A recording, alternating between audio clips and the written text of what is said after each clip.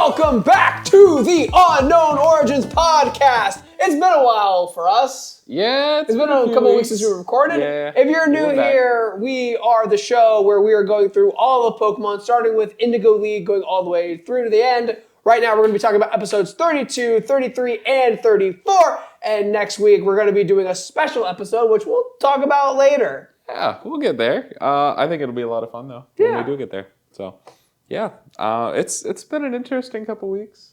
Yeah, life kind of hit Ben and I both like a truck. Yeah, but it's all good. We're back. We're doing good. We're getting through it. Yeah, Ben and I watched a lot of anime the other day. We were just catching up, I feel like, last week. Yeah, it was, we all kind of fell behind a little bit. I finally made it to season 2 of JoJo's. I also got a JoJo tattoo now, which is so much fun. I'll throw a picture of it up. Oh, yeah. It looks very Bucky Winter Soldier. Yeah, it does. It's not on his, trap. Yeah. It's on his, delt. Yeah. It's still on the shoulder. It's got, a few inspirations, because it kind of looked like Patrick Star a little bit. It's got the Winter Soldier vibe, and then there's a character from Steven Universe that has their star on their shoulder too. So it's got a little bit of everything, but the main inspiration was JoJo's. So yeah. But yeah, no, it's just a lot of fun. So what are you liking about part 3? And by season 2, he means part 3. I do mean part Parts 3. Parts 1 and 2 were combined into one season. Yeah, it gets odd. That's true. But what do you think about part 3 so far? I think it's very interesting that we see the protagonist from the last season as an old man in this season. Yeah. I think that's something that very few shows have the ability to do. Right. And it's really cool to see. It's like JoJo's, Donkey Kong. Yeah, that's the list. That's it. Donkey Kong Country. Yeah, well, okay. But no, I think it's really cool. I definitely liked part 1 more than I liked part 2, but I still liked part 2 a lot. I'm there too. That's a little bit of a hot take, I think. Yeah. I think people will like part 2 a bit more than part 1. Mainly because of Joseph. Yeah. That's fair. That's fair. But when you start saying parts 1 and 2 are better than 3 and 4, then you get hot water. Then you get the really hot water. That's what I think. Oh, hot take. Boiling, indeed. But I guess we'll get there. We'll see. I do like part 3 a lot so far. Yeah, we just made it past Forever. Yes. The pedophilic monkey. Oh, God, yeah. I don't even want to get into that. Yeah, we're not on the podcast, not on the Pokemon podcast. Yeah. All right, so we're going to go right into Pokemon. Yes, we are. This episode is titled The Flame Pokemon-a-thon, aired November 11th, 1997 in Japan, and October 21st, 1998 in English. So, Ben, who was that Pokemon? So this is there. I don't think there's as much as I was at first debating, but depending on when in the episode, it could be one of two. Yeah, there's not a lot of Pokemon, but there is there's not a lot of focal Pokemon, but there's a lot of Pokemon in the episode. Right, and I think it's probably Ponyta. It is in fact Ponyta. Okay, see, I was thinking that at the very end, since it evolves, it could have been Rapidash. Yeah, that Slowpoke, Slowbro situation. Yeah, from exactly. Ago. There were also a couple other, because Tauros was kind of prevalent there for a second at the beginning. Yeah. And then Dodrio also has its moments. So, but Ponyta makes the most sense, I feel like. So. Formerly Ponyta. Yeah. Heck yeah. Start of the episode, the gang arrives at the Safari Zone, and they see a herd of Tauros. And Ash wants to use Pikachu, but Pikachu pretends to be sleeping. Yeah. It's so weird to see, all of those Tauros in the Safari Zone. Because if you've ever played the games, it's a 1% chance to find a Tauros. Well, they gathered them all up and they put them in the one area right here. Yeah. They just, that makes sense. And then Ash then goes for Charmander, who gets squashed by the Growlithe. And then Charmander and Growlithe have a little battle, and Ash tries to switch to Squirtle to have an advantage, but before he can do, a very southern girl riding a Ponyta appears. Very southern. The southern twang in her voice is just so... Yeah, we're back to the accents. We are. Back to the accents. We are. Every additional character in this show has a southern accent. Oh, absolutely. We talked about it a little bit before. It's hard to do the different dialects. Yeah. The best way to do that is an accent. And then I've been watching Attack on Titan lately. Finally. And Sasha's family is very southern. Even Gabby or Gooby, whatever her name is. We're gonna go with Gooby because it's funny. Gooby, she even meets them as a southern accent, and I'm like, that's me. That's what I'm thinking. Sasha's dad literally sounds like McCree from Overwatch. Yes, he does. Like, I just call him McCree. Yeah, that's fair. I mean, he's essentially the same character. Not actually at all, but enough talking about Best Girl Sasha and Gooby. Best Girl. Okay. A herd of Dodrio appear, being led by Dario, who sounds just like Gary Motherflippin' Oak, only, again, more southern. Because it is Gary. It's crazy. It's the same. It's not the same guy, but it's the same guy voicing Same him. voice actor, yeah. A little bit later in the episode too, I think we realized that Oak was also there. So it's interesting that they use the same like voices for the characters. Like similar inflections. Yeah, similar inflections and everything. But I don't know. It's interesting to see that it's like the same group of voice actors that are doing these episodes, even though it's not the same characters in the episodes. Yeah, I really don't know what like the structure of that is. Yeah. I always just kind of imagine they just like grab people. Yeah, no, especially when it comes like especially on like specific projects. It's definitely like you are in the room. We probably don't have the budget. Let's get you. Just grab you. But when it comes to like studios, I always like to think that there's like a select kind of talent pool that they like to grab from. Right. Because like a lot of anime voice actors are kind of only like dub voice actors. They don't really branch out. No, but when you get someone like the voice actor for number 1 who voices Joseph Joestar, I'm sorry I don't know his name. Like, it's weird that you're seeing him. Yeah. But like Bryce Papenbrook and like the person who does Spike Spiegel, again, blanking on his name. Okay. Like those people are like names that you will always kind of find in anime. And you'll absolutely, hear all their voices going back and forth. Well, and it's not just anime too. I feel like even like American cartoons and stuff, you have like Tara Strong who does everything. And that's a John little, DiMaggio. That's weird for, I think, them. That's a little specific to them. That's fair. Because you do always find like random voices who don't always do everything. I feel like John DiMaggio and Tara Strong.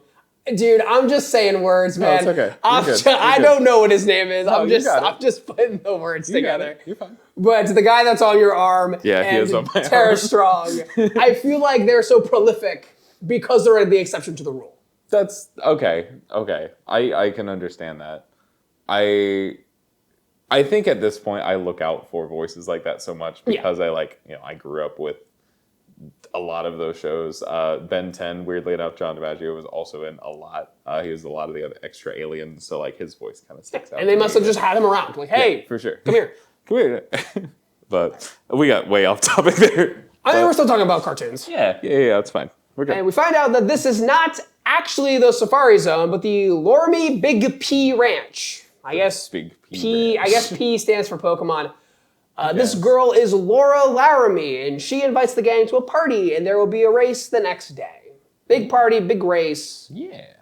And Dario wants to beat Laura Laramie in the big race. There's some kind of stakes behind it. I don't remember exactly what it was. It's like, I think you get money and also, like, your prolific title. Okay. People will know you. I gotcha. He wants to prove himself. Makes sense. And the party is very similar to a festival you might see in a slice of life anime, and Ash is eating a taiyaki shaped like a Magikarp. Yeah. Hey, I discovered something really cool. Oh my gosh, did you know that? Although there's auxiliary inside taiyaki has no Magikarp in it. Okay. That's a bit from an anime called Kiriro Jose. Okay. And it's like 2 British girls talking about Japanese food, and there's takoyaki, which literally translates to fried squid, and they're like the little fried squid balls. Yeah. And then taiyaki literally translates to fried sea bream, but taiyaki is actually just like a fish cake filled with like red bean paste. So there's no sea bream in it. Interesting. There's a sea bream in it. Okay. And so the Magikarp taiyaki doesn't shaped like a Magikarp, but it has no Magikarp in it. Okay, I gotcha. So that was the bit. That was stupid. Look, I love that bit so much. That's fair. That part is voiced by Nao Toyama, who is my birthday twin. Nice. Yeah. We love that. Yeah. Dario comes over during the festival and says that Laura's Tauros are going crazy. So we go over to the Tauros, and Growlithe calms the Tauros down, and something comes out of the bushes and injures Laura. Yeah, it's just like a black shadow with like a glimmer real quick. Yeah, like a little shimmer. And it looks very odd until you realize it's Meowth with his little coin on his head. Yeah.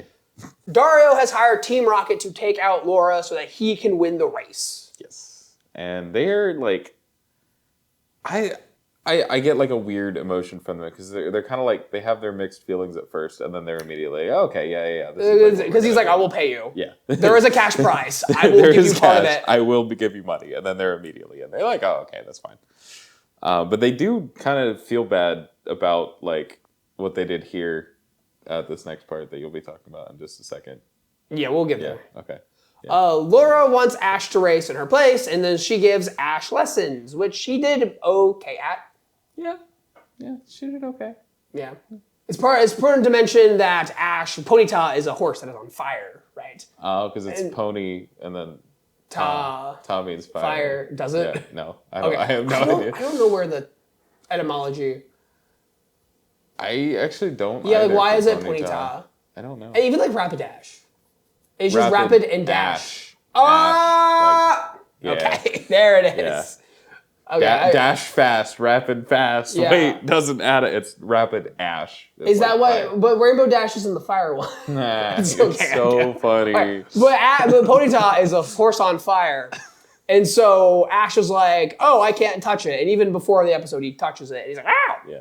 But and she talks about how like it has to trust the trainer a lot before you can like touch it without being burned. And so Laura asking Ash to do this, he's like, well, I don't know. And she's like, you got this, care. man. Like, Come I on. believe in you. Yeah. Because immediately when she does get hurt, like he's the one that is like there holding on to Ponyta, making sure it doesn't go crazy. Yeah, literally holding the reins. Which is a really cool moment for him. Like, obviously we know he's a Pokemon fanatic. He's Ash. He is Ash. He's made of Ash. But he's like very caring about his Pokemon, and it's just cool to see like a kind of a moment there where his like stubbornness, his little kid attitude didn't like get in the way of him being the hero. Yeah, he's really growing into his own here. Yes, he is. That's what I wanted to say. I couldn't find the words. The next day, we see the starting line at the race, and Misty is riding Starmie like that will do anything. Yeah, I do not understand how if she Mega Evolved Starmie and he had the legs, that would be perfect. But no, he's just there. I don't feel like he's going to be going very fast. Yeah. We do see a man riding an Electrode though, and I think that is the funniest one by far. I also see Pikachu riding on Squirtle. Pikachu is also riding on Squirtle, which is great.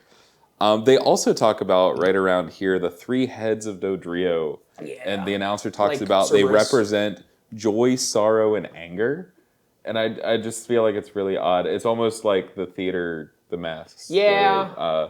But it's just interesting. Instead of drama and tragedy. Yeah, exactly. Or comedy and tragedy, excuse me. Tragedy. It's okay. Well, it's comedy, drama, and tragedy because there's 3 Dodrios. Yeah, there exactly. We go. There we go. It was just a very odd like thing to throw in there. Yeah, because they all just look annoyed. Yeah, constantly. That's just I feel like all of the like birds, like Firo, Dodrio, Doduo, are always like mad at the world. Yeah. Maybe it's just a bird thing. I don't know. The race starts and something Uma Musume joke. Team Rocket is taking out the other racers to help Dario win, and something joke about the pod racing level in Lego Star Wars. That's what it reminded me of. Yeah, I agree. Raiders, and yeah. there's different like parts in that like level. No, I 100%. Like I got the same vibes. I just didn't think that anybody else had that same thought, and I'm glad that it was you that did. That makes a lot of sense. Yeah. So the different obstacles during the race, and one of them is a river with stepping stones. And we see surfing Pikachu with Pikachu surfing on the Squirtle. Yes. I also, around this time too, I can't remember exactly where it is, but I wanted to mention that Ash grabs onto Ponyta's tail, and it actually has a tail. It's not just fire. Yeah. Like, I didn't realize that for the longest time. Yeah, it's not like it just ejects fire out. It has like a little base to it. That if Ponyta's flames went out, it would just be like ball. Like it would just entirely like yellow. Like there is no like when the Uma Musumes get peeled. Yeah, and they take the ears of the tail. Exactly. So it's just half hair. It's like I thought it was going to be the same thing, but no. Apparently the tail is just bright red too. Like it looks like the flames of the fire, which again I thought was really cool. It's just very odd. Then there is a eating contest portion of the race, which Team Rocket interrupts. Pikachu and Squirtle don't care; they're eating. Yeah, they're just munching down. They're eating through the whole motto that they're doing in the background. Yeah. It was very funny. Misty urges Ash to go on, but Ponyta ignites Weezing's gas, causing Team Rocket to blast off. Yes. And Ponyta is racing hard to catch up to Dario, and Ponyta must be an end closer. More Umumu. I'm playing a lot of Umumu Musume. I get it. This is your one chance, Devon. You got it. You gotta go for it. Ponyta evolves into Rapidash, and the final battle for first place between Dario and Ash begins. Something joke about the end of Steel Ball Run. Ash and Rapidash win by a hair, and Dario tries to attack, but he gets kicked away by Rapidash. Yes, and he gets blasted off away again, too. True. Well, not really again. This is his first time getting blasted. This is his first time. How do you think getting blasted off feels like? I really don't think it feels pleasant by any means. I feel like that would really hurt. You're just going, there's like an initial hit, and you're just whee! It's like in all the anime fights where there's the impact, and then there's immediately like body pull where their head is like over here, and then the rest of it follows behind. Like it's just very painful. And then you're just in free fall for a bit. Yeah. And then there's another hit. And then there's they hit the ground at the end. How many times has Rocket done that now? Like this is episode 32. 30-something, yeah. So at least... And sometimes they do it multiple times per episode. That's crazy that they're still alive. I don't know how they are. They've been through many death-defying kind of things. Oh, yeah. I also threw it in here at the end. I wanted to mention that I thought the animation during the race itself, like it was very... bad. I wasn't really paying attention to that. That's fair. I wasn't trying to, but it was like it felt like a slideshow. Like it was just a little choppy. Very choppy. Horses are very hard to do. I know not everyone is a horse, but a lot of movement. It's the same kind of thing that they do when Pidgeotto and stuff comes out, where it's like it's a flying thing. It's hard to animate. They don't want to keep it on screen too long. But this is something that they had to focus on, so they had to show it for a little longer. But it was very, choppy. Yeah, not to stick on the JoJo's stuff, but that's, a main concern for Steel Ball Run. Okay. The whole thing's a horse race. The whole thing's a horse race. And so it's how's this going to look, guys? Yeah. No, that makes sense. That makes sense. Because, Blue Lock is, Season 2 wasn't that well received, because, it's very much like Blue Lock presented by PowerPoint. Because there's a lot of still shots. There's a lot of, just ball hanging in the air. Interesting.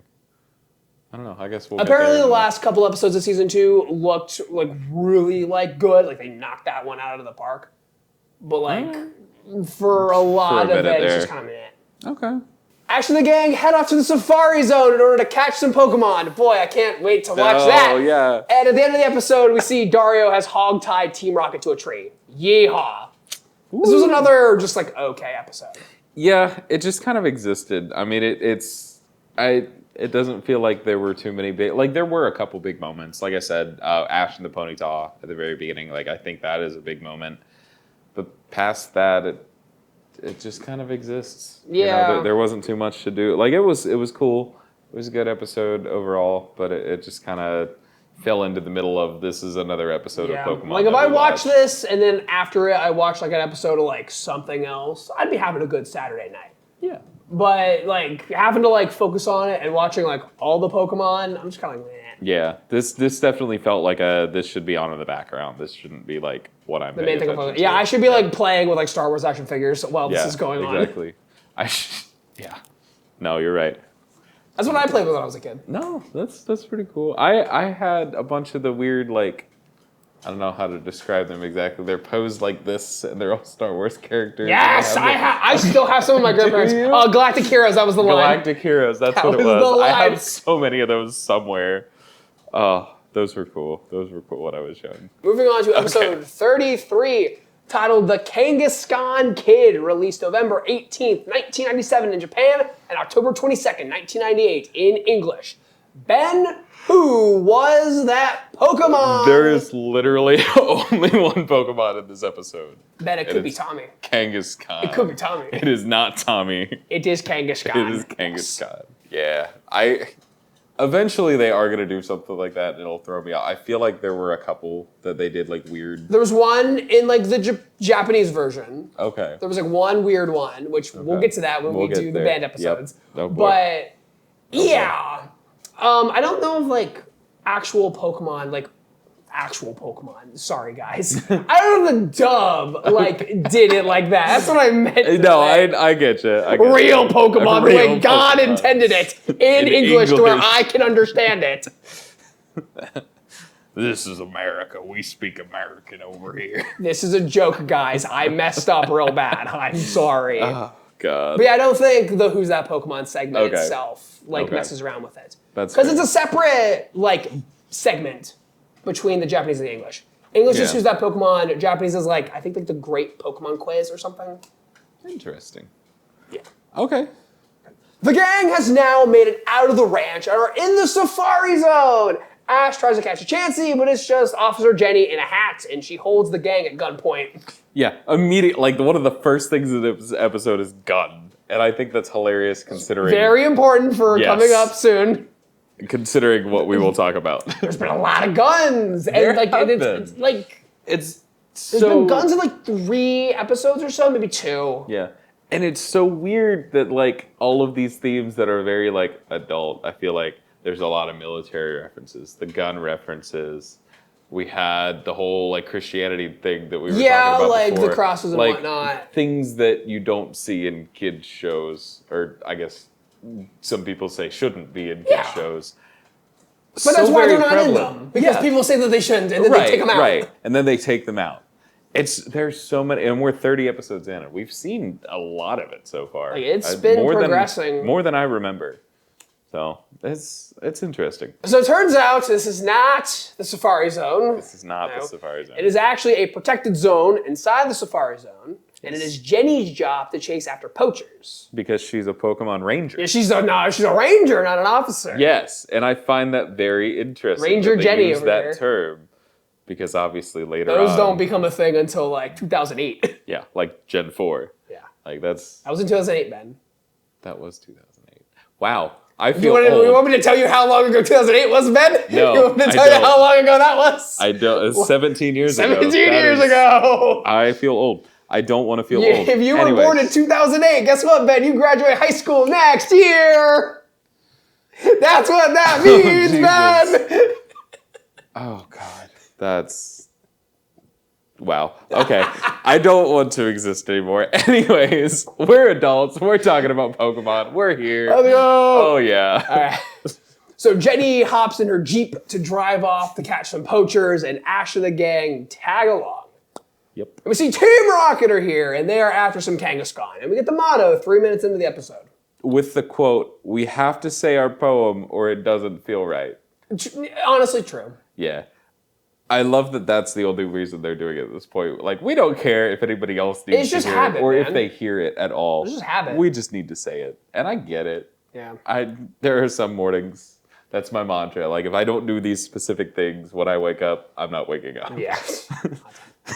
But Jesse and James fire a rocket launcher into the air, startling the Kangaskhan. And Jenny's Jeep is useless because she's a bad driver and the engine just won't start. Is that a bad driver or is that just bad car? Dude, she's hitting every single bump at 50 miles per hour. Okay, that's fair. Maybe she was a bad driver. The thing is going boom, boom, boom, boom. And Ash's ah!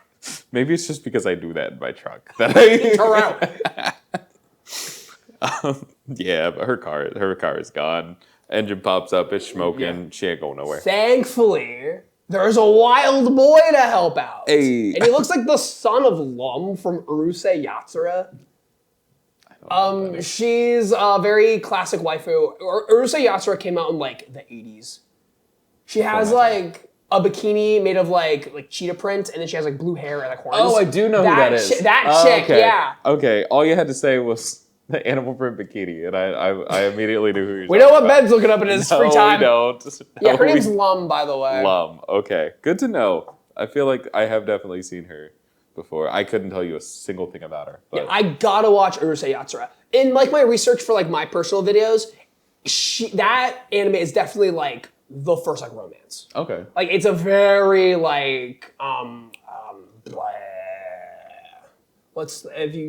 inspirational. Inspirational. I forget words all the time. Yes. It is a very inspirational anime. Okay. That's cool. A lot of romances have their roots in Urusei Yatsura. Speaking of inspiration, and I know this is years out for us, but when we finally get to the movie about Zarude, yes. I want to see what kind of inspirations they did draw from this episode, because I feel like having the like Tarzan references, the kid that's raised by the Pokemon. I feel like there will be some inspiration drawn from this episode. Yeah, just a little bit. I know nothing about like Zarude itself. Okay, that's fair. Zarude can learn Sandstorm, actually. Zarude Sandstorm. Zarude Sandstorm. That's all you need to know. Right. The wild boy tells the Kangaskhan in their native tongue to attack Team Rocket. Kangaskhan. Kangaskhan. Took care of that real quick. Yeah. And they're just gone. Yeah. Oh, yeah. I also wanted to point out that he does have a boomerang. Boomerang. Marowak's signature move is Boomerang. Oh, we're so here. I think that this gives a little bit of like credence. Yeah, it gives a little bit of credence to the theory that Kangaskhan is like the forgotten evolution of Marowak, or like, you know, when a baby Kangaskhan loses its mother, it turns into Cubone, and then it grows from there. Yeah. So I don't know. That's a very classic theory. It is, and I've heard it God knows how many times. And in the original games for Red and Blue, there is a like unused Pokemon that was slotted after Marowak, and so maybe it was like at one point going to be the plan. Yeah. But just seeing things like that kind of sparked some things in my brain.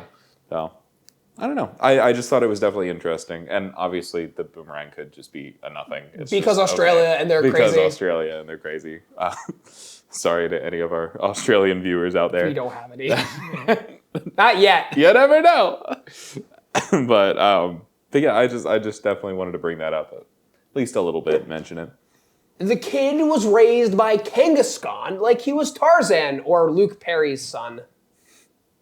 Luke Perry's son? So Luke Perry's son is named Jack Perry, and he wrestles under the name Jungle Jack. Okay. His entire gimmick is he's a jungle boy. Cool. He's in a tag team with Luchasaurus called Jurassic Express.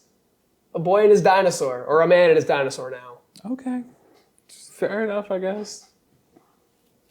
I don't know what to say to that. There's literally a part in this episode where they refer to Tommy as Jungle Boy. I'm like, Boy. Jack Perry! Ah! I've been thinking that the entire time. Of course you had. But it was like, wait a minute. He is the Jungle Boy. He is the Stay away from Punk. Anyway, or I guess Punk, stay away from him. A helicopter lands and it's the boy's parents. Yeah. The boy's name is apparently Tommy. Apparently it's Tommy. And we see the backstory of how this happened. And apparently, this guy dropped his son out of a helicopter. Yeah. Thankfully, he had a parachute, but don't do that to your kids. Be careful with the 3-year-old dangling him out of the helicopter, please. Yeah, what? I also like, this is really weird, and I don't know that there's any inspiration there at all, but the old man coming out of the helicopter onto the nature preserve reminded me of Jurassic Park. Yeah. Like, it just, I don't... Jurassic Park? We're back. We're back. But I don't know. It's just in the vibes like he gives me are just kind of old like crazy man vibes. Well, because he's got like the pith helmet. Yeah. It just I don't know. I definitely got some vibes there. Again, I don't think there's any inspiration, but wanted to throw it out there into the world.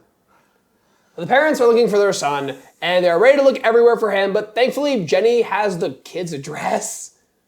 Yeah. She just like holds up a paper and they're like, we're looking for our boy. He's been raised by Kangaskhan apparently. Oh, I know him. He's like right here. Like here. Here view his address. If he lives with the Kangaskhan, why does he need an address past just... I don't think it's not literally his address. I'm just making a bit. But she doesn't know where he's at. She says his address, does he not? I don't think so. I thought she did. Maybe not. Maybe I'm going crazy. The Kangaskhan definitely have like an area that they hang out in. Yeah. And like she definitely tracks that. And so that's why she's like... Well, if the kid hangs out with this pack of Kangaskhan, they're here. And they go these places. That makes sense. She probably has them like tagged or whatever. She has the kid tag, not the Kangaskhan. I don't know. The gang take the neglectful parents into the forest on a king carrier for no reason. Why not? And the gang sees a hurt baby Kangaskhan, and Brock sprays a super potion on it, and Brock gets attacked by Tomo, or as he calls himself. Yes, Tomo. Because he thinks that Brock is hurting the little baby. He's just trying to help. Because the Kangaskhan's like screaming because it stings a little bit. But no, he's just trying to help. And Tomo sees his parents and does not remember his parents at first. He's like freaking out. Yeah. Like they're trying to like explain to him. He's like, no. Tomo's Mom Kangaskhan. Tomo Mama Kangaskhan. And then the dad just beats knocks him out. Dad of the year, folks. Woo-hoo-hoo.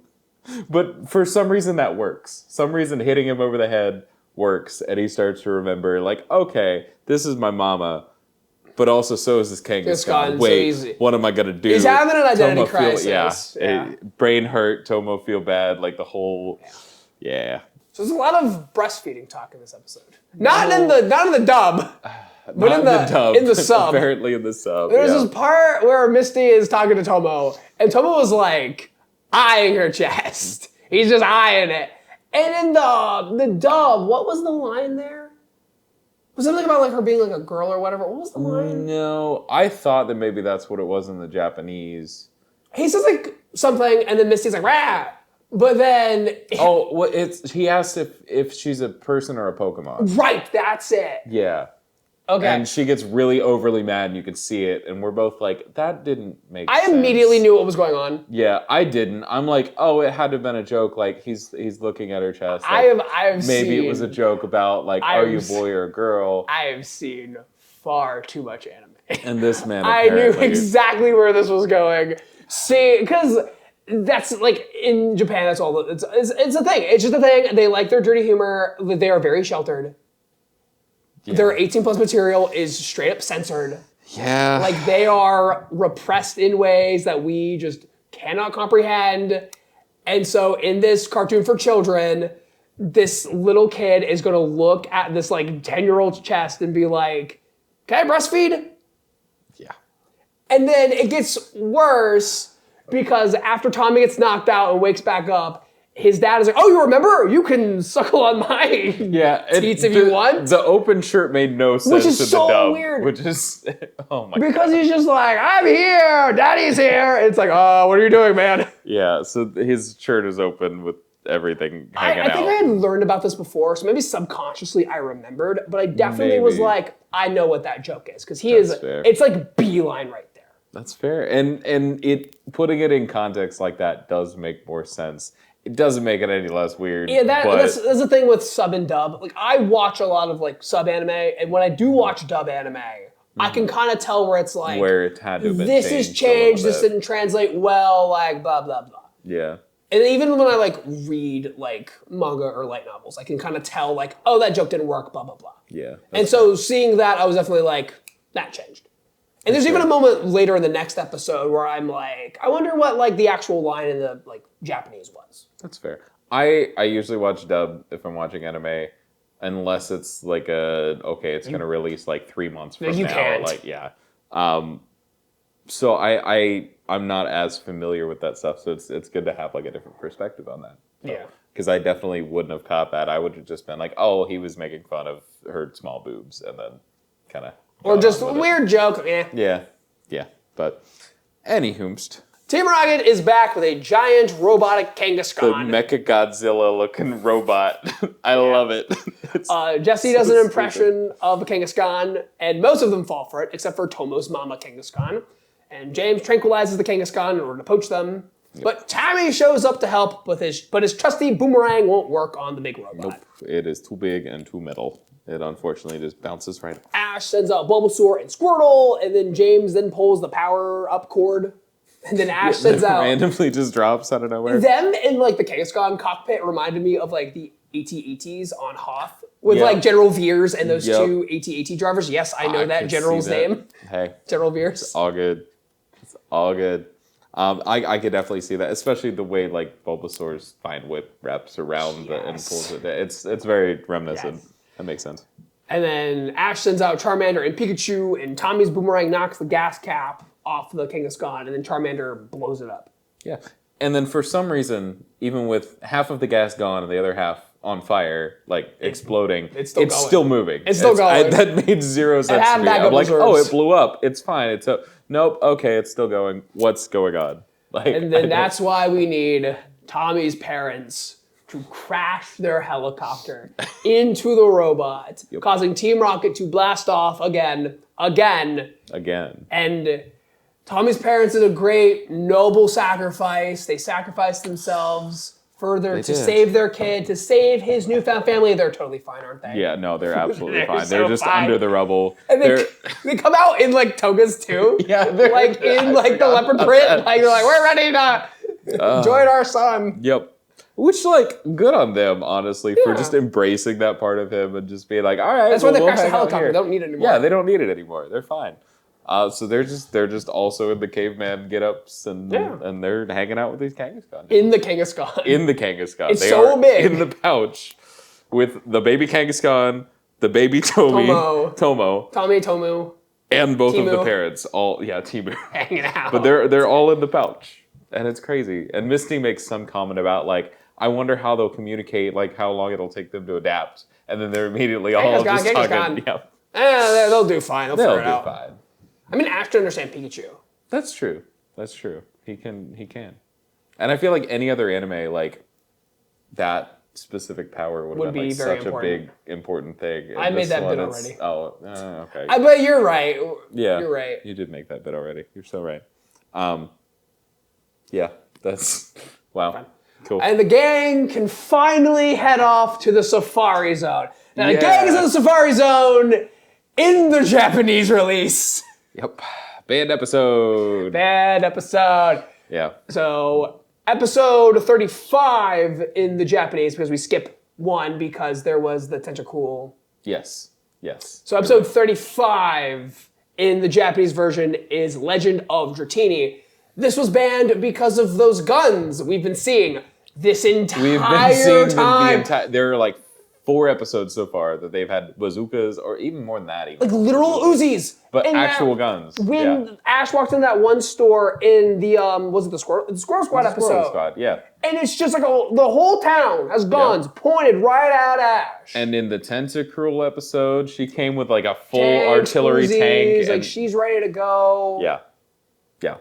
It was. I don't know why this was the straw that broke the camel's back. I don't know. But specifically, this was the one. That's fair. Maybe it's because it was a handgun and that's more threatening in your face. I don't know. And it might also be like the prolong of it. I haven't seen this episode specifically. Okay. Well. We will. We'll get to. I'm pretty sure like the point of the episode is guns. Okay, maybe that's it then. Maybe it is because it's such like a centric point of the episode. It's at least I hope so. Yeah. If not, then we'll find out. I got nothing. Yeah. So we keep talking about we're gonna watch it. Yes. Next episode, we're going to do a very special band episode, adults only, no kids allowed episode of the Unknown Origins podcast. We're going to be talking about the 3 band episodes: Beauty and the Beach, Legend of Dratini, and Electric Soldier Porygon. Yes. It'll be a little out of order, like timeline-wise, but we'll catch everyone up. And for the rest of the episodes, we're just going to go bang, bang, bang. And Electric Soldier Porygon happens in 2 episodes anyway. Right. So we would be in the middle of our next episode. Yeah. Between the first and second episodes we talk about. Yeah. There's no point. It keeps us on 3s. We're good. So we're going to get nice and drunk, and we're going to talk about Pokemon, and we're going to say some swears, which you normally don't talk about. Yeah. I would say we get raunchy, but we kind of already do. We already get kind of raunchy. That's just me, guys. That's just me. Yeah. It's all right. But no, it'll be a lot of fun. I am definitely looking forward to it. I've only ever seen parts of Beauty and the Beach and Electric Soldier. I have never seen the Safari Zone one. I watched all of Electric Soldier Porygon all the way through. It was like on YouTube in like 2015. Oh, okay. Well, yeah, we have that to look forward to. Yeah. That'll be a lot. So really fun episode. Make sure you guys watch. But anyway, we're going to talk about episode 34 in the English, which is the Bridge Bike Gang. Yes. It was released December 2nd, 1997 in Japan, and October 23rd, 1998 in English. Yeah. Ben, who was that Pokemon? So this one's a little harder. There are a few that are pretty prevalent, but I'm trying to think of like when the commercial break would have been. I think I'm going to go with Cloyster. It is Cloyster. Hey, that's 3 for 3. Nice. There we go. I'm getting better at this, guys. Getting better. The gang is in some unnamed city, and they see a big bridge, which will take them straight to Sunnytown. Yes, and it's a very odd-looking bridge. It's like zigzagged all the way through instead of like you just typical straight. like suspension I feel bridges. like that, like structurally, would that be structurally sound? Probably to just like not. do like straight like corners on a bridge Probably like that. Not. I guess like overpasses, but they're like just one single curve. And they don't go, and also like all of the weight shifting in vehicles like would not be good. Suspension bridge. Yeah. I feel like that would be really bad, but it looked pretty cool. So cool. Yeah. The gang tries to cross said bridge to get to Sunnytown, but the bridge isn't finished except for the bike path. The bike path is done. This is like in the Gen 3 games where you can go into like wild grass below the bike path, and then you can't go on the bike path yet because that's not finished, or you don't have a bike, and then you can actually go on that too. So it's a cool little thing. And Ash thinks aloud that it would be real easy if they had a bike and activate Misty.mp4, where she just starts complaining about her bike. It would be great if someone had a bike, but someone had to ruin it, Ash. Yeah, Misty doesn't have a bike because of Ash. She broke it in episode 1. We've been through it. He said he was gonna get her a new one, and that's why she's here. Still hasn't. Yeah. Misty likes her complaining. Oh, absolutely. It's like, there's a very important part of her character. Absolutely, it is. The gang goes to the Pokemon Center, and Nurse Joy asks for their help in taking some medicine to Sunnytown. And Joy lets the gang borrow her bicycles to deliver it. Yep, she trusts Ash with her bike, so I guess. The gang gets on the bicycles and cue the bike theme! Yes, that was so cute that they threw that in there. Is that? That's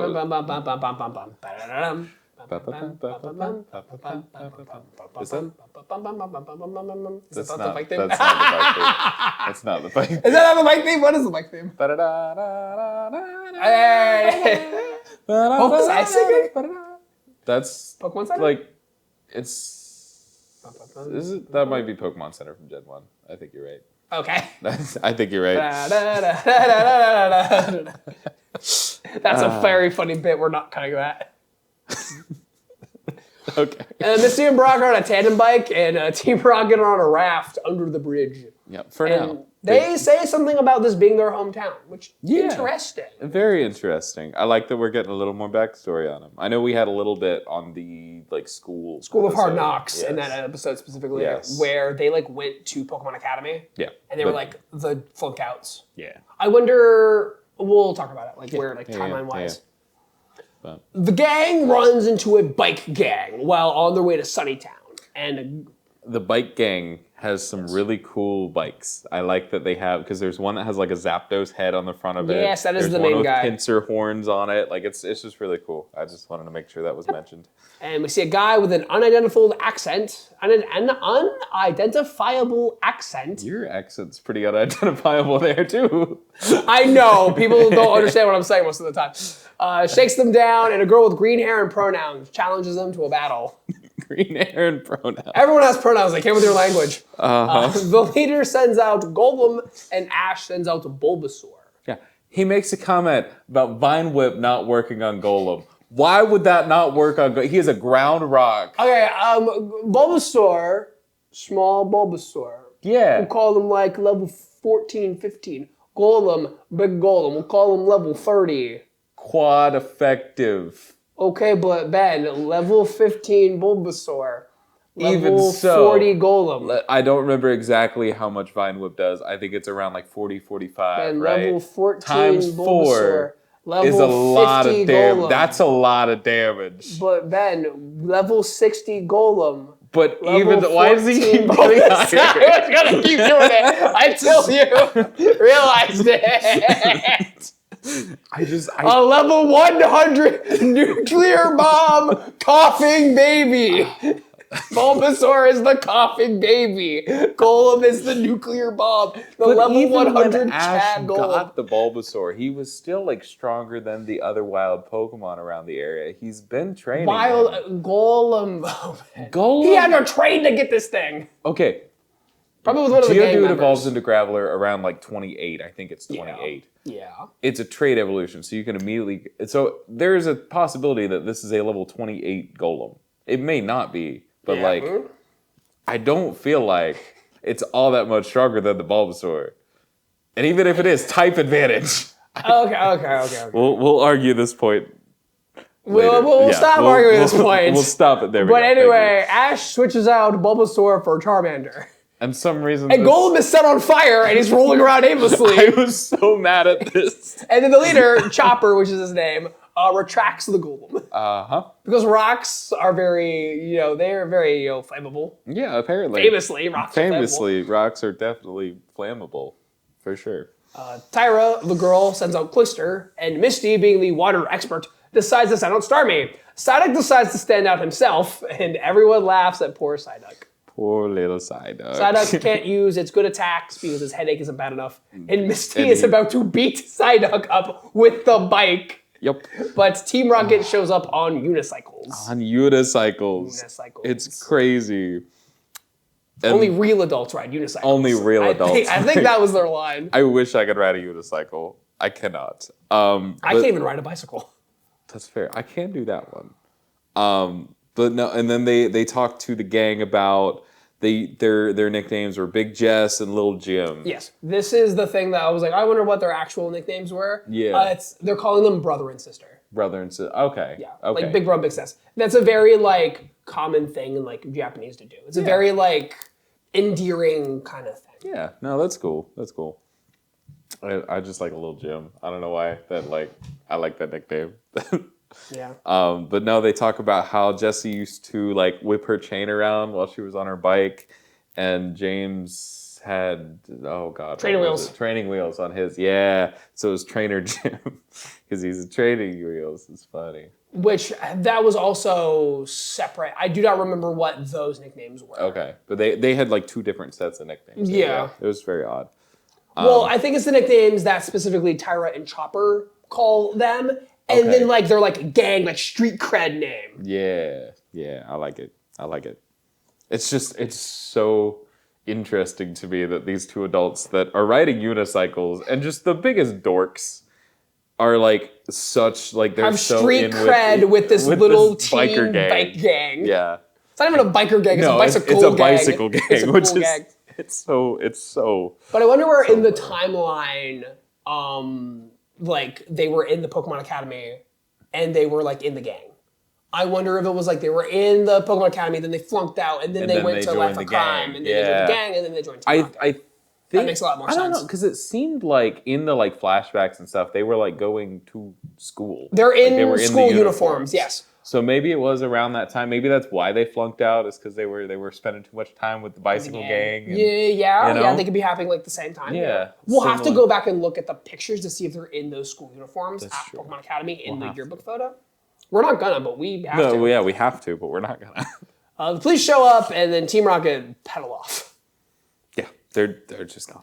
So the gang, the heroes, I normally call them the gang, but I'm going to stop calling them the gang because there's a little gang now. There is an actual gang? So we're going to switch to the heroes. The heroes. The heroes get caught up in a storm while on the way to Sunnytown. Yes, they got caught up in the storm, and they are trying their best to get there as quick as possible. Pedaling off. Yeah, trying to get that medicine. Team Rocket is waiting around in a shelter, and the bike gang urges them to ride in the storm because they're tough, they're strong, you can do it. Yeah, you can do it. And Jessie does not they want really to do don't this want at it. all. Really don't James doesn't either, but he's easily convinced. And she's in her head oh God, do I have to? Yep, I have to do this. Yes, we have to. We have to keep our street cred with these teens and their bicycles. Very easily peer pressured. We love it. At the Sunnytown Pokemon Center, we see a poor Shelter sweating while underwater. My guy is not doing good. He is not having a good time. He needs that medicine. How do you sweat underwater? Very carefully. That's all I got. There is a boat coming under the bridge. Yes. So everyone, Evil Knievel's over the bridge. And now is the point where Ash is okay, we have to be in a hurry. But they had no problem talking to the officer earlier, and stopping to interact with the gang. They weren't. It's just very, very odd to me that this is they didn't really want to. They really didn't want to stop to hang out with the gang, but they did. They could have just kept going. I don't know. I don't know, man. That gang was pretty intimidating. A bunch of 12-year-olds. They're also 10. 10. Okay, Brock's a little older. Brock's 15, but still. But you don't want to be a 15-year-old just punching 12-year-olds. Why not? I think that would make the situation a little bit worse. No. I see no better You do not outcome. want Brock to be like, hey, it's Flight Officer Jenny. I was just punching the 12-year-olds. Also, you look really hot. Like, specifically Brock. Yeah, you do not want that's that. valid. That's valid. Oh, no, don't cuff me. Don't put me in your car. What are you going to do with me? Please be gentle. And if this is how we're acting normally, wait until we're in next episode when it's off the rails. Oh my god. I don't even think I want to watch that episode. You guys have fun with that. I'm kidding. Everyone Evil Knievel's over the bridge. Yes, they Ash, Misty, and Brock, and the Team Rocket on their unicycles. Yeah. And Ash and friends do the Yoshi trick on Team They Rocket. just jump on their heads and To get extra oomph to get over. Yeah. They did work though. They got over. Yep. They got the medicine to the shelter. After seeing the cool moves, the bike gang now respect our heroes, and the gang rides with them to Sunnytown, and they deliver the medicine to shelter. That's pretty cool. And there's even like a little like heart of gold kind of moment that the bikers have too. Like, oh man, if you would have just told us you were giving the medicine to the shelter, we would have let you through. Like, it's a whole, you know. Like, we're gonna shake you down for money, but like, you gotta give medicine to sick Pokemon? Like That's cool, man. Go do that. Go do your thing.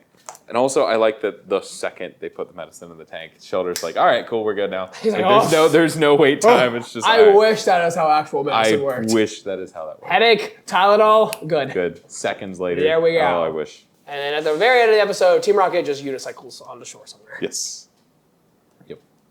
Another episode, yeah. We're getting a lot of those. Yeah. It's just the gym challenges, and then all right, we gotta do some fillers, so they're not all back to back, and then they threw another episode in there. Yeah. And then more gym challenges, and then eventually maybe we catch a Pokemon. Yeah. Maybe. But then half the time when we catch Pokemon, we just let it go. See you, Primeape. We don't need you. See go hang out with Antonio Inoki. Oh yeah. Make sure to join us next time. We're going to talk about those band episodes. It's going to be a really big, fun episode. We have been really looking forward to it. Absolutely have. So glad we're getting to it. And so, until next time, trainers, gotta watch them all.